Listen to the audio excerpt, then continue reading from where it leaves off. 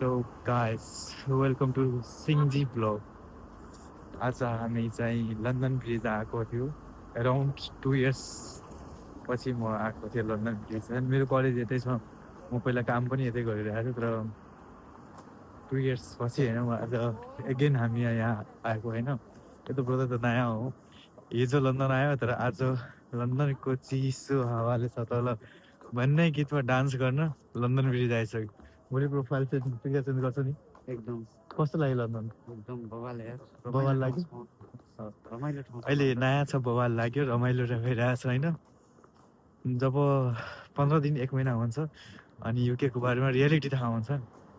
अगर 15 दिनको बादमा फेरि यसो एउटा होइन सोध्छु होइन, कस्तो छ युके, कस्तो लाग्यो, जबको के छ, कस्तो छ भनेर होइन। सी यु अन नेक्स्ट भिडियोको। Bye guys.